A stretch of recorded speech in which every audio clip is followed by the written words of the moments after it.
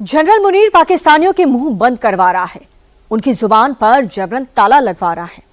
मुनीर ने 6 पत्रकारों को उम्र कैद की डबल सजाएं दिलवा दी हैं और सिर्फ इसीलिए क्योंकि इनकी बोली मुनीर को बर्दाश्त नहीं होती थी, क्योंकि ये लोग जनरल मुनीर और उसकी फौज की पोल पट्टी दुनिया के सामने रख रहे थे। शरीफ और भुट्टो खानदान के सामने मुनीर कितनी भी डिंगे हाँक ले, लेकिन उसका सच पाकिस्तानियों को पता चल चुका है। मुनीर आर्मी को लेकर के सबसे ताजा खुलासा क्या है, किसने क्या किया, इस रिपोर्ट में देखिए। जनरल मुनीर अरब देशों में क्यों भागा भागा फिर रहा है?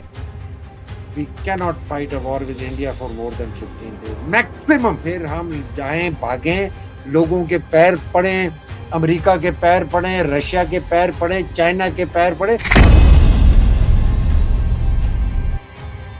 मोदी और जयशंकर के नाम पर पाकिस्तान दुनिया में क्या रोना रो रहा है? अब की बार रावलपिंडी तक मार। जनरल मुनीर बहुत बेचैन है, पाकिस्तानी आर्मी बहुत परेशान है, पाकिस्तान के पीएम शहबाज और राष्ट्रपति जरदारी की भी सांसें अटकी हैं उन खुलासों के बाद जो एक के बाद एक उनकी पोल पट्टी खोलते जा रहे हैं। भारत से 4 दिन की जंग में मुनीर की हैसियत पूरी दुनिया को पता हो चुकी है, लेकिन अब इससे आगे की बात पाकिस्तान के सीनियर जर्नलिस्ट खुद दुनिया को चीख चीख कर बता रहे हैं कि 5वें दिन के नाम से मुनीर क्यों कांप रहा है। भारत के सामने पाकिस्तान की हैसियत को लेकर दावा खुद पाकिस्तानी जनरल ने किया था, जिसका खुलासा अब हुआ है, लेकिन ऐसा खुलासा पहली बार नहीं है। इस बार पूर्व आर्मी चीफ जनरल कयानी का बयान सामने आया है कि पाकिस्तान भारत के सामने 15 दिन भी नहीं टिक सकता। इससे पहले जनरल बाजवा का कबूलनामा सामने आया था कि पाकिस्तान भारत से युद्ध नहीं लड़ सकता।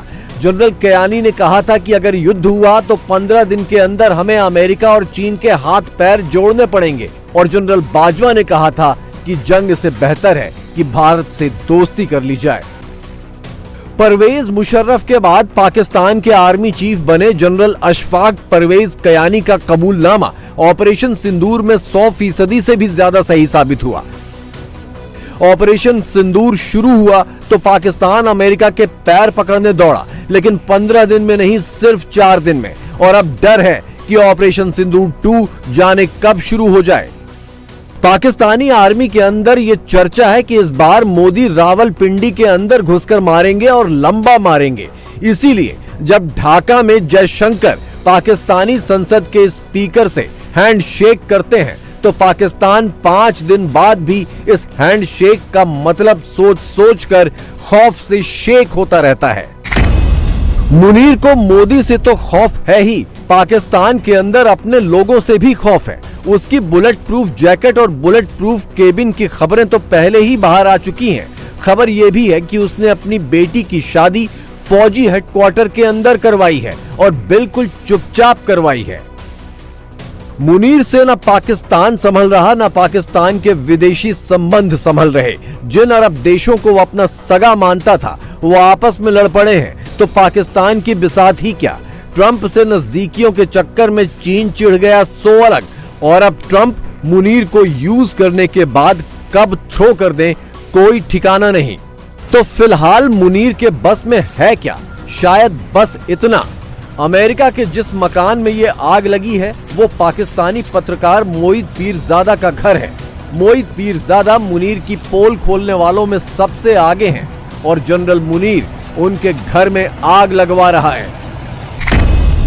मोईद पीरजादा, आदिल राजा, हैदर मेहंदी, साबिर शाकिब, वजाहत सईद खान, शाहीन सहबई, ये वो पाकिस्तानी जर्नलिस्ट और यूट्यूबर हैं जो विदेशों में रहकर जनरल मुनीर की पोल लगातार खोलते हैं। मुनीर ने इनके खिलाफ पाकिस्तान में मुकदमा चलवाया है, इन पर पाकिस्तान के खिलाफ जंग छेड़ने का केस लगाया और सभी को 2-2 उम्र कैद की सजाएं दिलवा दी, लेकिन अपने खिलाफ आवाजें अभी भी खामोश नहीं कर पाया। ये जिस बिल्डिंग के अंदर हमें घुसने नहीं दिया जाता, ये हमारे पैसों से बनी है, ठीक है?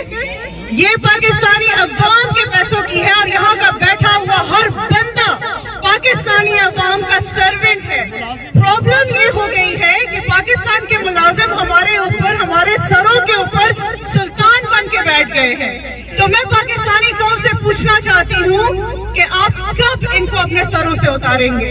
ये आपको बता रहे हैं कि आपकी औकात नहीं है कि आप अपने डिसीजंस खुद लें। आप लोग हमारे पैसों से बैठे हुए इन बिल्डिंग्स के ऊपर। You guys need to remember that you are doing disservice to your country. Selective democracy is not democracy, it is hypocrisy, and we all have to say no to hypocrisy. Venezuela में जो हुआ उससे भी पाकिस्तान में खलबली मची है। Trump Venezuela के राष्ट्रपति और उनकी पत्नी को उठवाकर अमेरिका ले आए, गिरफ्तार कर लिया। कहने को तो ट्रंप जनरल मुनीर के आका हैं, लेकिन ट्रंप के इस जबरदस्ती वाले एक्शन से पाकिस्तानियों में भी उम्मीद की लहर दौड़ पड़ी है। पाकिस्तान की आवाम वेनेजुएला की हालत और वहां के तानाशाह के साथ अपनी हालत और अपने तानाशाह यानी फौज और जनरल मुनीर को एक ही नजर से देख रही है। लोगों को लग रहा है कि अगर एक तानाशाह का ये अंजाम हो सकता है तो दूसरे का भी ये अंजाम जल्द दिखाई देगा। बहरहाल ट्रंप जनरल मुनीर के साथ मादुरो जैसा ट्रीटमेंट करें या ना करें, लेकिन मुनीर की सत्ता इस तरह ज्यादा दिन तो नहीं चलने वाली। पब्लिक को अपने साथ खींचने के लिए अगर उसने भारत के साथ जंग का बहाना दोबारा चला तो इस बार रावलपिंडी में उसका हेडक्वार्टर ही खाक होगा। खुद पाकिस्तानी भी यही चाहते हैं।